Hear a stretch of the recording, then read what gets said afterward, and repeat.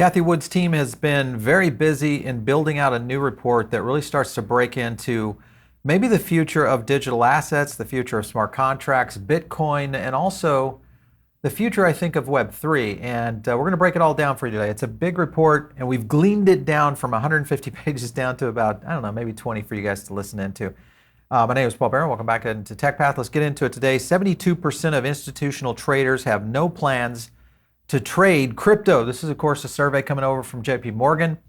This is the thing to me that is so beautiful, is that we're dealing with right now, let's go over here to the chart, 46% of the traders said the volatile markets would be their greatest daily trade challenge in 2023. 22% said liquidity availability was the most significant issue. And then you kind of see it here, 72% no plans on crypto or digital coins. 8% says I'm currently trading. And then 6 not trading but plan on trading. So not a lot of growth right here. And I don't know, this is something that I've talked about on the show at length about whether or not we'll see institutional capital come in on this next cycle. I still believe we will, because these guys kind of talk out both sides of their mouth. Jamie Dimon is a perfect example that does this. But the one analyst on Wall Street that believes we are moving in the right direction is the same analyst that called the early innovative tech move that we saw for the last 7-8 years, which was massive in terms of growth. Even though those tech stocks have taken a beating, she was the one that did it, and that was Cathie Wood. This is the report that she's actually, I want to jump over here to just her portfolio, just so you guys can see. She is taking a beating right there. She's got Tesla, Zoom, which is terrible. Zoom, that one they'll have to eat. Roku, not another pick. Square, nice one. Coinbase, interesting. Shopify, definitely there. Teladoc is a train wreck. Twilio. So you can kind of see there's a lot of scenarios in here. The good thing is she's got Roblox in there. That's metaverse. And then you got Robinhood. That's going to be future crypto. So definitely from her Ark investment, you've got all the different ones that you guys can follow in here. But the point is that Cathie, from her research, is really starting to showcase a lot of changes. These are the big idea that she's looking at. And you kind of see it, the technological convergence, AI, digital consumers, digital wallets, public blockchains, Bitcoin, and then smart contracts right there on the top, Ethereum. And then you got some of the bio stuff. Obviously, EVs are in there. I would say less weighted now. Autonomous logistics, not so sure. Robotics and 3D printing, a little bit down on length. But I think that top layer is definitely something that will happen in the essence of all these new growth opportunities. And I want to go over to the chart and actually to the PDF that we broke out for you. So let me get over to that for you guys. So I'm going to go over to the PDF and take a look at the breakouts that we pulled for you. All right, so let me get into this. This is taking out from 150 pages plus. And I'm going to go to page 15. This is cryptocurrency mining can support larger solar battery installation. Basically, what they're looking at here are a couple of angles here. Bitcoin mining machines are a useful energy tool, modular, movable, flexible. They pair well with the intermittent energy resources, wind, solar, etc. That's one of the big advantages here. And Ark's research basically says that increasing the size of its battery, 4.6% incorporated Bitcoin miner, a solar system, could provide a 99% plus of end user demand without sacrificing profitability. In short, Bitcoin mining, good. And it's one of those things that aligns with the ESG message that often is played into this, which we'll get into regulatory scenarios. And this all plays into the possibility of where Bitcoin is going to be going. Further into this, on page 19 of this big report, you can kind of use this guide. If you go download this, you can just follow along with us on this. Disruptive innovation platforms could constitute the majority of the global equity market by 2030. People, that is 7 years away. Look at the breakout of this, all right? This is all innovative platforms, and I'm going to zoom in on this a little bit. So this right here shows public blockchain, 50%. Multiomics, sequencing, this is getting the bio side, robotics at 68, energy storage at 56, and then AI at 36%. You can kind of see the 2022, what breakout is right there. And then you look at the rest of 2030 and where it's going to be going. Innovative platforms, $206 trillion in going into this. You can kind of see the breakout here where they talk about this, AI energy storage, what that might look like.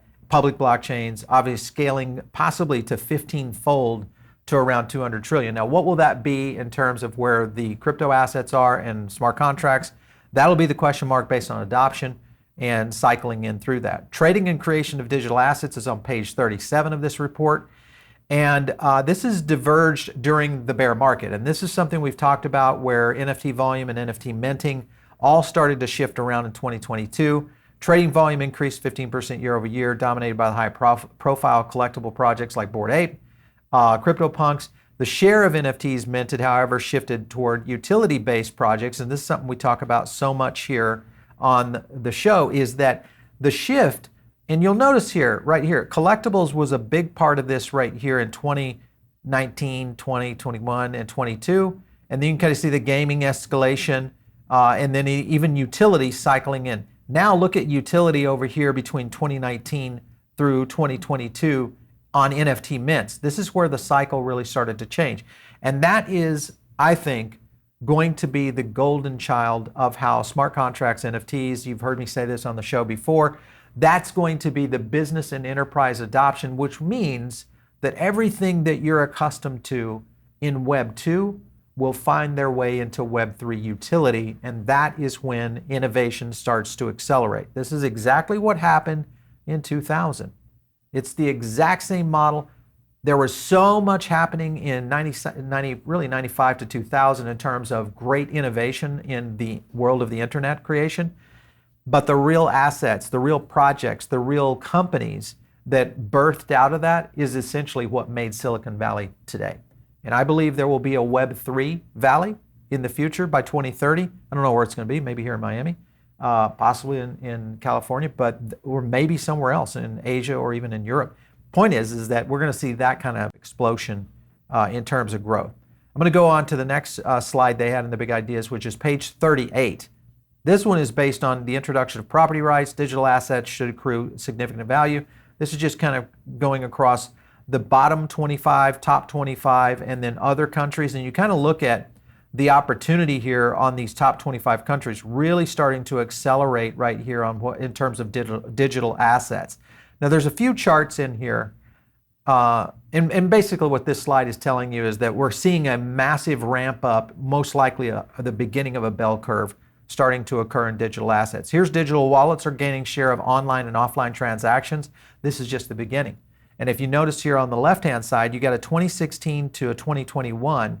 This is based on digital wallet growth right there. Look at credit card, debit card, cash on delivery. Look at these all trending down.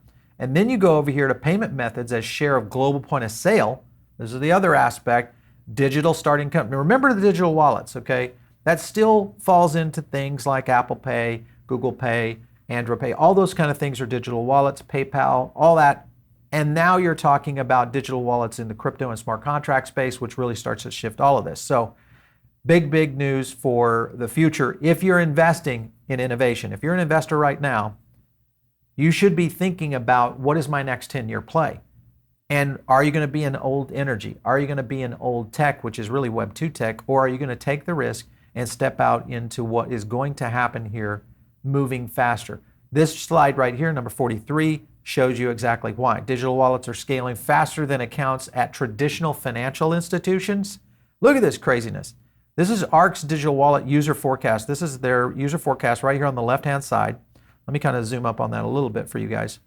And you can kind of see the growth that they're talking about. There's JP Morgan right there, unique digital wallet users. And then right here is where they think that growth is going to come from. And then you look over here on the geographic, North American, Asia Pacific, Latin America, Europe, Middle East, 3.2 billion to 5.6 billion by 2030. People, this is what I'm talking about. This is where growth is absolutely going to get so huge in these next 7-8 years. So a lot happening for digital wallets. And guess what's leading the way on digital wallets? And that, of course, is going to be this whole idea of removing the middlemen. This is eliminating the middlemen by enabling direct payments. What does that sound like to you people? Peer-to-peer, right? Consumers and merchants, all of this is going to eventually get normalized into traditional business that you and I normally conduct in normal ways using cash and some of the digital wallets outside of Venmo and Zelle and some of those. But this is where it's going. This is the point. So traditional open loop credit and debit card transactions. I'll zoom in on that chart a little bit for you here. All right, so the closed loop concept here is, again, showing the global digital wallets in comparison. And I think the scenario that they talk about, it says commonplace in mainland China, closed loop transactions could disintermediate third parties and generate nearly 50 billion in terms of cost savings. This is where we start to get into peer-to-peer and direct payment. This is already happening in digital wallets. The possibility of this moving to more digital wallets by 2030 could account for more than 50% of digital wallet payments within 7 years, people. Think about how the adoption rate will go to the next level. If that, and let's assume that this is possibly conservative. I don't think this is going to be, based on what I've seen from her reports, I don't think this is an over accounting of where this trend lines are moving, because you can kind of see some of the charts here compared to the closed loop TPV of the rest of the world versus what we're seeing right now between 22 and 2030. So a 48 billion annual cost savings for closed loop digital wallet platforms outside. This, of course, will disintermediate all of the revenue of the typical things like the growth rate of card networks and issuers. This is something we've talked about on the show a lot, is that the merchant card networks, I think, will eventually start going away slowly and moving into the blockchain. So, man, this is crazy, crazy research. Page number 52 is where they get into kind of this financial revolution, the decentralized finance component, mainly powered through by the crypto crisis. We all know what happened with FTX and some of the problems, and what it essentially birthed was DeFi. So if you look at the problem, more than 2 billion people lack access to basic banking services. That's a big, huge opening right there, because they don't have access to, just regular bank accounts. The opacity of traditional finance institutions have caused, obviously, a huge financial collapse in many of the countries around the world, which is why we're seeing some of these kind of play out. And then counterparty risk under traditional financial institutes results in single points of failure. This is the biggest problem, which is why DeFi is so interesting. But it will be more interesting as we start to see the masses come into it. And again, I think there's going to be a handful of companies that figure out the code on how to make this work. Sexy UI, ease of use, making it like the next generation banking app that we should have today instead of the crappy app that you have from Chase or PNC or something like that on your phone. The data that supports this, 1.2 trillion in DeFi trading volume, up 12x from 2020 to 2022. Well, we all know what happened. Celsius, Voyager, FTX, all of those literally herded the crypto crowd into DeFi. And then you had a negative 52% increase, or 50%. Let me pick that again. Then you have a 52% increase in DeFi trading volume. Then you have a 52% increase in DeFi trading volume relative to total crypto trading volume. Another big advantage. 9 trillion in on-chain stablecoins, more than the card networks. This includes American Express, MasterCard, Discover combined in 2022. So that is my point, people. We are still in a micro state of what this industry might look like, and where it's going to go in the future is unbelievable. The potential here is, I don't even know that we can scale in terms of what the speed of adoption will be around where this is going. So DeFi is global, it's interoperable, and it's auditable and transparent. Does that sound like your bank right now? No. That's why this is so important. They go on to page 53, which is the internet revolution, as it's the case for Web3 reaching a tipping point. This is the thing that I've had a chance to see up close and personal. And that is that when you look at the birth of the internet, the birth of many of the companies in between 1995 and 2000, I mean, it was a sludge pot of companies, every .com you can imagine. But the key here is the breakout brands, because there were so many that got ate up. That's exactly what we've seen in 2022, was a lot of projects literally going away for good reason. But the opportunity is now that the ones that have been building, the Polygons of the world, the Avalanches, the Sols, to a certain extent, Ethereum, what we're seeing in all of these projects moving to next gen, a lot of the new generation projects. This is where I think we're going to be moving into a very interesting place. Online identity, And reputation, right now, that's the problem. Not interoperable. Centralized decision makers dictate the discovery of information. Another problem with content and communication. We already know how fast social media grew. This is the next generation, Web3, of where social will go. Now, will Damus do it? I don't know, but there's going to be a winner in Web3 social.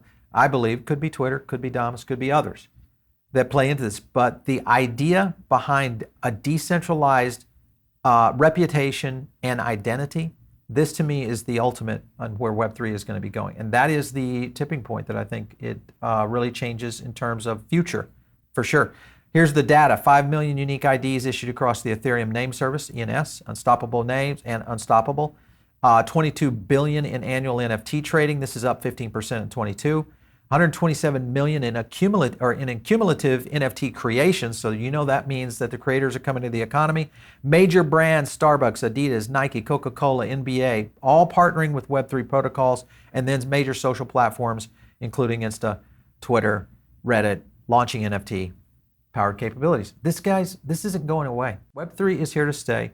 It is a revolution of what the next generation of what the internet will be. So just get ready. I mean, they even listed unstoppable domains in this. So that to me, again, just solidifies the potential of where digital ID is going to go, which by the way, if you haven't got your .nft out there, you should be getting that. And there's many other, unstoppable things out there. I want to jump over to Cathie's clip real quick. Listen to what she has to say about NFTs and her kind of aha moment. And I am smiling from ear to ear. I have not smiled that wide a smile since I first heard of the internet, just to give you a sense. Wow. That's the impact that NFTs had on you. This idea of ASIC art and what they're building on NFTs.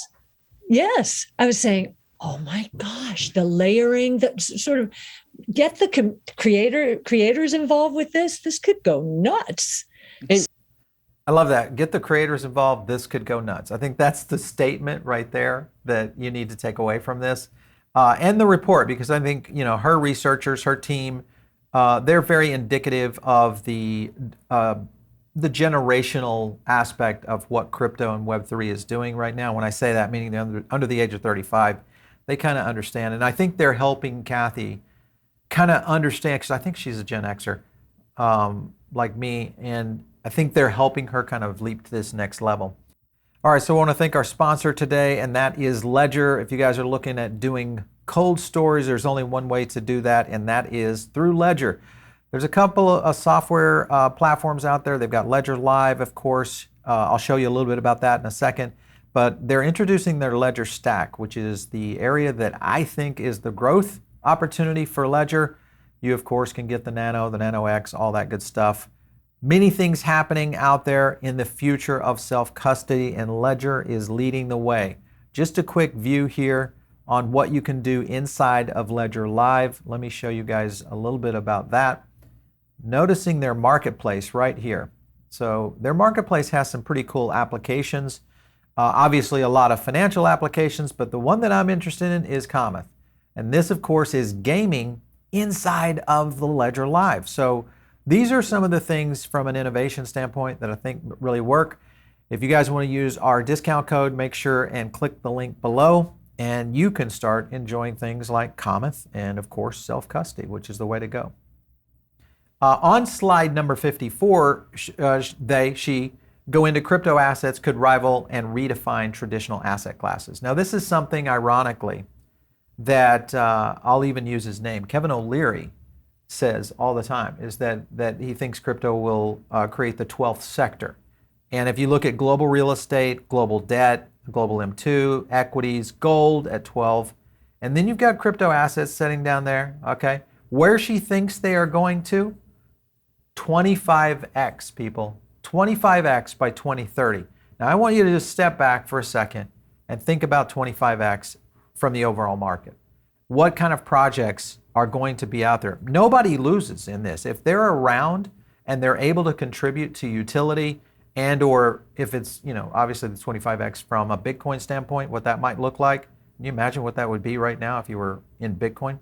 One cool thing about this report, though, is that there's a whole section on Bitcoin. I mean, I think a lot of people misplace that Cathie is a Bitcoin bull. Sure, I think she's a Bitcoin, lover. I think she definitely believes in what Bitcoin is, from the principles and first principles of what it can be. But at the same time, she also is a understander. She's a student of new technology, and that's where the Web3 component really plays into this. But I would suggest take a look at the Bitcoin section in here. This is one slide that I thought was interesting. 65 is the slide number. Bitcoin is likely to scale to a multi-trillion-dollar market. ARK's research basically estimates the price of one Bitcoin could exceed 1 million by 2030. She's been on record many times talking about that.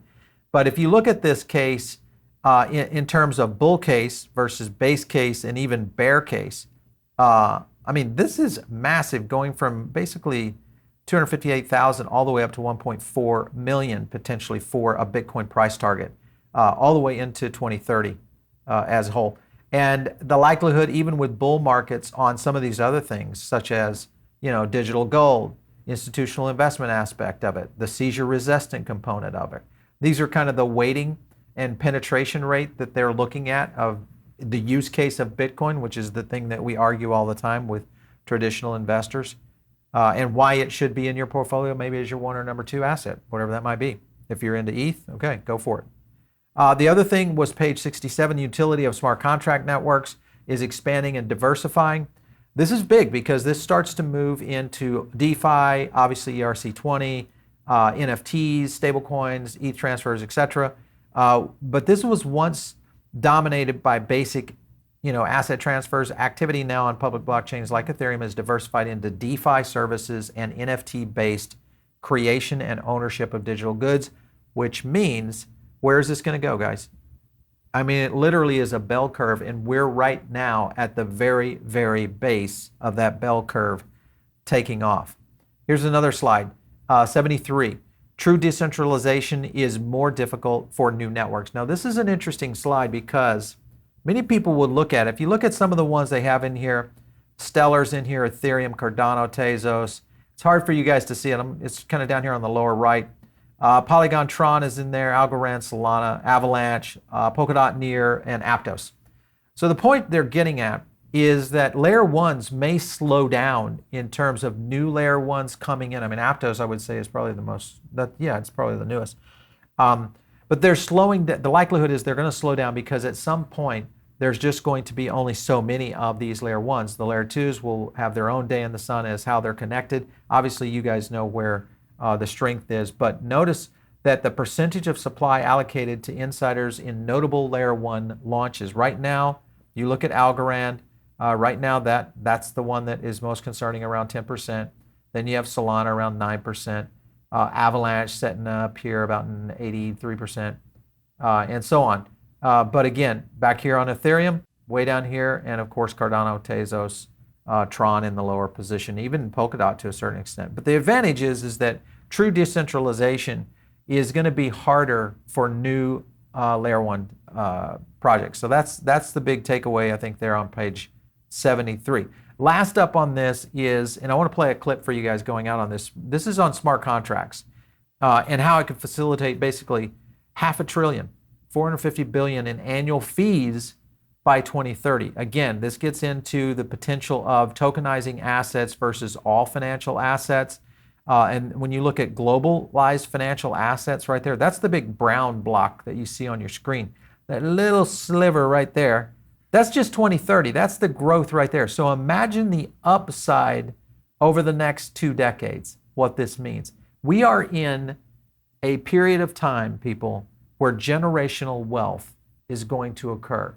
For some of you who are early, for some of you who are out there watching, this lowly crypto and Web3 channel today, I think we are in for an unbelievable run over the next 15 to 20 years. Hopefully you guys are still in it, because you need to be. I want to play out on this one clip from Cathie on a couple of things, and we're going to end on Polygon because he really gets into it. Let's play this clip right here. I remember saying very early on, follow the developers, follow the developers.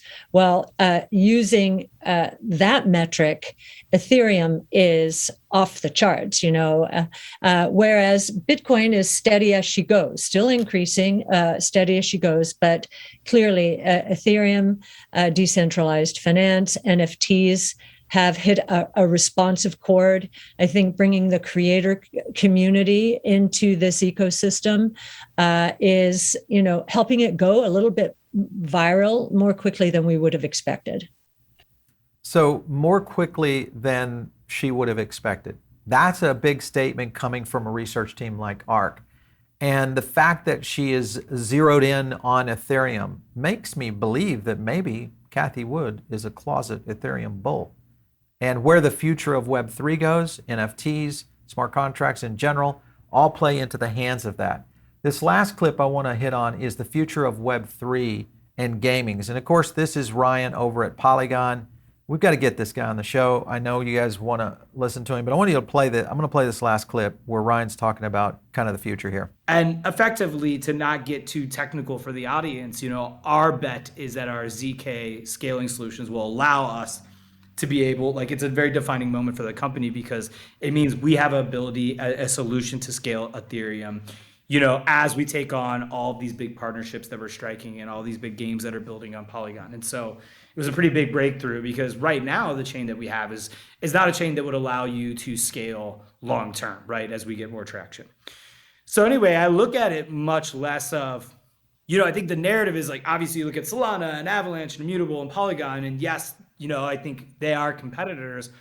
I think of us very uniquely as we're trying to support people that are on Ethereum. And so it's what another L1 is doing really doesn't matter in the grand scheme of things. So you kind of see, we actually had the Polygon team, the ZK team, on the show here last week. It was a little sweaty nerd, but what I would do is recommend go listen to what those guys had to say, because exactly what Ryan was talking about is the ZK team that essentially is in place at Polygon. This is the core kind of superpower that Polygon has for scalability. And remember, for this to really work in Web3, you're going to need the capability of scaling at massive rates. It's the same problem. It's how AWS came to power. It's the same problem that the early internet had. I want you to think, who was the early winner of data and the device industry in the early days of the internet, and then go follow those kinds of projects. The ones I follow, again, Polygon I think is going to win there. Who else is going to be Arweave, Render, etc. We're going to see a lot of those. Avalanche possibly to be jumping into this as well. There's some big moves here happening around the future of Web3, gaming, and how maybe the future of technology is going to play out. All right, hopefully this helped you guys out. Taking a 150-page report, kudos to the Crypto Pit. They did a great job on really breaking this down for you to nail it into just somewhat of a, I know this is a long video, but hopefully this gives you a much longer. This is a video that you can play back for your serious investors who've never come into crypto and they go, why would I invest in crypto? Let me show you why. Here's a good business case. It gives you all the markers that you need for identifying emerging markets and how they work, and then understanding the tool sets that are underneath it. If you're not in our Diamond Circle, make sure and jump in on that. We've got a couple ways you can join. It's free. Just jump over to our Substack, which is pbn3.substack, and or you can click the link below, jump in through there. It's very easy. A lot of new content coming out on Diamond Circle, new podcasts, new audio notes from me, a lot more research, a lot of our CPI deep dives, all of that on Diamond Circle. You guys want to reach me? It's out there on Twitter, @Paul Barron. We'll catch you next time right here on TechPath.